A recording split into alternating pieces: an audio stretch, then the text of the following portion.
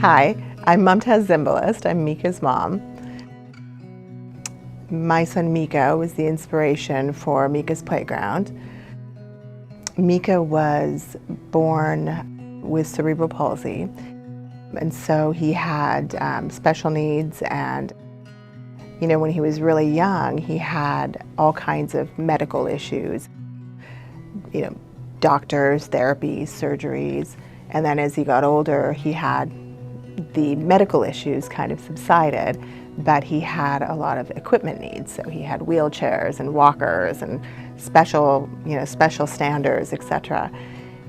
But throughout all of that, the one constant that he would have is he would find joy at the park. So when he was really young, my husband would sit on those adaptive swings in some of the adaptive playgrounds beside our house in LA, and swing with him, and he would smile and enjoy it. And then as he got older, the swing was still one of his favorite things at the playground, and so we actually installed one in our backyard here in Seattle when we moved to this area. And he'd go out there every single day, and even if he'd had a bad day, he'd want to be on the swing. But as he got older, the transfers became a little bit more complicated because he couldn't sit on them with my husband anymore. And he also wanted to walk around in his walker or use his power chair to wheel around the playground. And what we noticed that it got to the point where he couldn't do it anymore. He didn't want his parents carrying him from his wheelchair into his swing, because he didn't want all his friends to kind of be watching that. And then he didn't want to try in his walker because the wood chips became complicated and they'd get stuck in the wheels.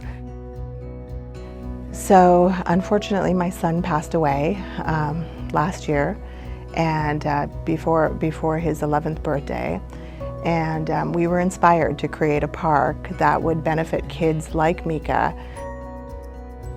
so that they could use their equipment, play with all kids of all abilities, and not have some of the barriers that he had when he tried to play in the park. And so what we're hoping to do is create a park that removes some of those barriers. So has a swing that a wheelchair can go right onto, has pathways where wheelchairs don't get stuck, and has shady areas so kids with sensory disorders or sensory issues can still be in the park but have areas to be part of the fun as well. So a lot of issues with his body. So his cerebral palsy resulted in his body not moving like everyone else's, and a lot of muscular issues in his mouth and his face and the rest of his body, but he was cognitively fine. And so he understood when people were becoming friends with him and when people wanted to play with him, and he wanted to make friends.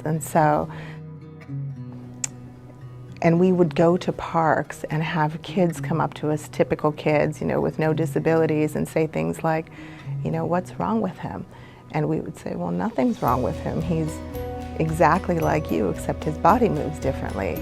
And I remember specifically one child came up to us after thinking about it for a little bit, and he said, I'm going to grow up and be a doctor, and I'm going to fix your legs. And it was the sweetest thing. And I think that's the value, right? Is it teaches kids about people of all abilities, and it makes the people who are different feel included.